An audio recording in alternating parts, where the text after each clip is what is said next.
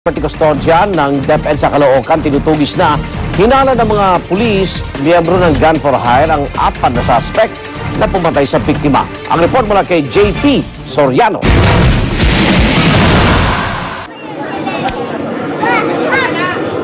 Sa timbre ng isang news scooper, agad namin pinuntahan ang lugar na ito kung saan pinutumba ang property custodian ng DepEd Caloocan na si Willihardo Esponilla.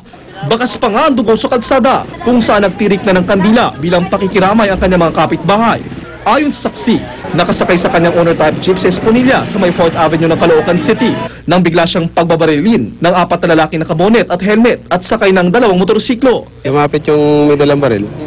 Sumunod yung kasama niya para makakover ang pagbaril. Hindi naman makapaniwala ang may bahay ni Esponilla sa biglaang pagkawala ng asawang nakasama sa loob ng may 40 taon. Bukod daw kasi sa pagiging empleyado ng DepEd, namamahala raw ang kanyang asawa ng isang water refilling station. Wala po akong makitang rason para siya patayin. Wala akong makita talaga po na dahilan. Kasi nga, walang nakukwento na nakagalit niya. Bukod sa cellphone ng biktima, wala raw ibang nawawalang gamit kay Esponilla. Hindi robbery, parang personal interest. Iniimbestigahan na ang motibo sa krimen, pero ayon sa aming source mula sa Caloocan Police, posibleng gun for hire ang pumatay sa biktima base sa kilos at paraan ng pagpatay ng mga sospek. Para sa unang balita, JP Soriano reporting. Samantala sa isang covered court, pansamantalang nananatili ang mga nasunugan sa barangay Bahay Toro sa Quezon City. Nanawagan ng mga apektadong residente ng supply ng gamot. May live report si Susan Enriquez. Susan. Kahit na nananatili pa dito sa covered court sa barangay Bahay Toro ang mga nasunugan natin mga kapuso nitong nakalipas na araw ng mga puso, ngayon po ay nananawagan sila sa mga magbibigay sa kanila ng tulong. Ang pangunahing pangangailangan po nila sa ngayon ay ang mga gamot gaya sa ubo, lagnat, sipon. Ayan, at kailangan din ho nila ng nebulizer. Kasi kung nakikita ho natin dito, yung mga kapuso natin, lalong-lalo na ho yung mga bata, ay dito ho natutulog sa semento. So ito ho yung nagiging dahilan. Kaya nagkakaroon sila ng mga sakit, iba't ibang klase ng sakit. Kaya ang pangangailangan ho nila ngayon ay gamot. Bukod dyan, ay humihiling ho din sila doon sa mga magdodonate sa kanila na sana ang ibigay sa kanila yung mga damit panloob, yung mga underwear at mga sinelas. Karamihan sa nakita natin dito, yung mga yapak, wala ho silang mga sinelas. At ganoon din ho yung mga gamit sa bahay na maaari nilang magamit sakaling sila makabalik na sa kanilang sariling tahanan gaya mga pangluto. At bukod po dyan ay humihiling din sila ng tulong para ho sila ay magkaroon ng iba-ibang mga pangangailangan gaya po ng mga damit na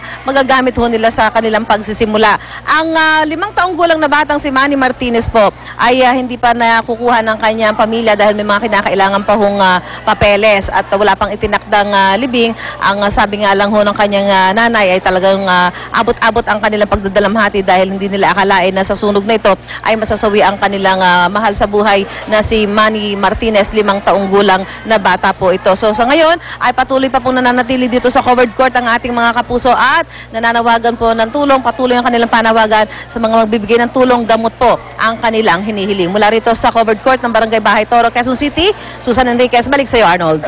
Maraming salamat Susan Enriquez. Nagulat po live mula sa Quezon City.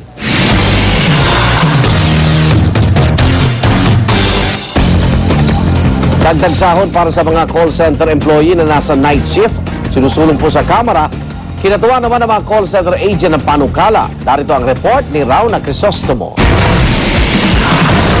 Pero well compensated naman. 3 taon nang baligtad ang oras ni Adrian Orquiza. Pahinga sa umaga, pero sa gabi kayod naman siya sa isang business process outsourcing o BPO company. Bagamat sanay na raw sa ganitong buhay, aminado siyang marami na siyang namimiss sa pagtatrabaho ng gabi. Madami ding na compromise for the people who are working in the call center, working the night shift. So the family is compromised, work-life balance. Sa isang pag-aaral ng International Labor Organization, lumalabas na halos kalahati ng mga BPO employees sa Pilipinas ay nagtatrabaho sa gabi. Kaya naman malaking bagay raw para sa mga tulad ni Adrian ang bagong panukala ni Congressman Anthony Goles Jr. na dagdagan ang kanilang sahod.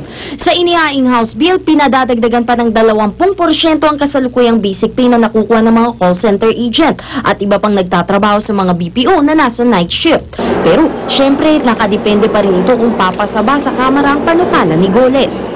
dapat na na ma-implement din kasi maraming side effects yung working on a night shift.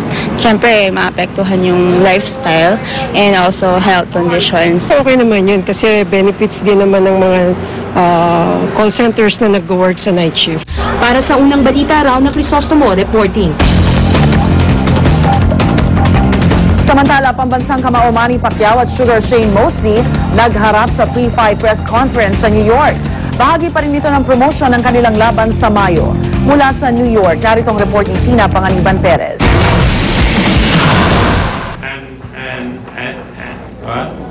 Busy-busy man sa pag-promote ng laban, hindi pa rin nakalimutan ni Congressman Manny Pacquiao na sorpresahin ang asawang si Jinky nitong Valentine's Day.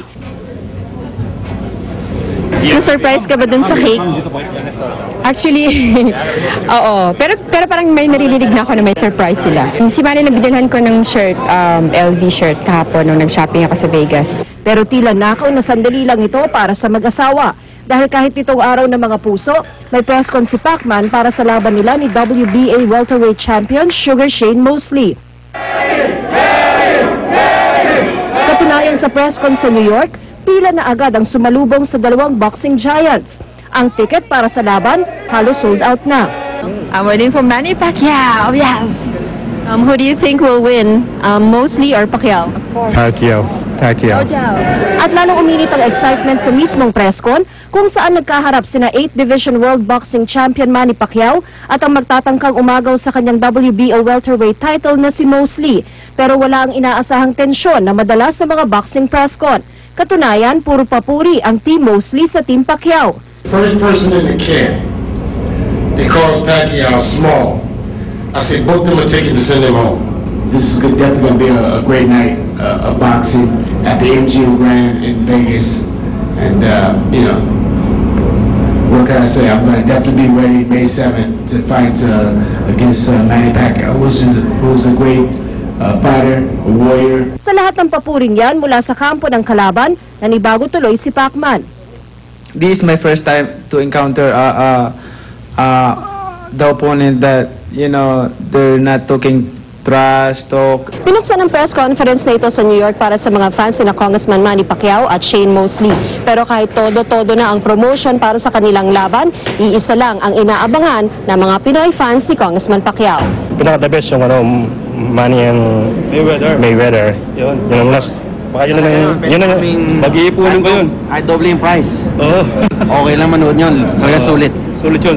Bali yun na yung last fight ni Pacquiao siguro. Kasi gusto na yung makita, bumastak talaga si Mayweather eh. Mula sa New York, dumiretso ang Team Pacquiao sa Washington, D.C. sakay ng tren. Umaasang mag-asawang Pacquiao na matutuloy ang pagharap nila sa pamilya Obama. Kung may pagkakataon is bigyan ng chance ma-meet natin ang presidente, malaking karangalan para sa atin. Hingi ka raw ng tulong for Sarangani? For the Philippines. Para sa unang balita, Tina Panganiban Perez reporting.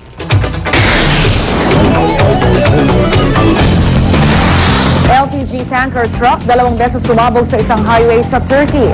21 ang sugatan sa insidente. Sa amateur video na ito, makikita ang bola ng malaking apoy na misulang ibinuga sa himpapawid. Nadamay sa pagsabog ang ilang kotse at truck na bumabagtas sa highway.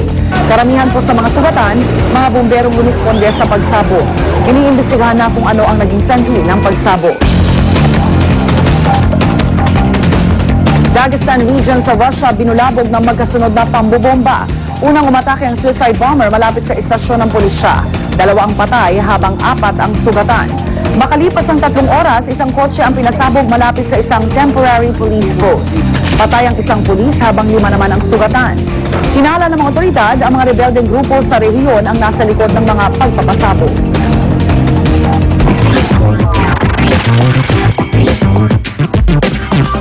Latest showbiz balita ay atid na ng ating morning kachikang si Luwan D. Luwan. Thanks, Igan. Teen pop star na si Justin Bieber unexpected guest sa press con ng movie ni Johnny Depp. At Hollywood fashion designer at kababayan natin si Monique Luwalier, ibinida ang bago niyang creation sa isang fashion show sa New York. Narito po ang ating unang chika.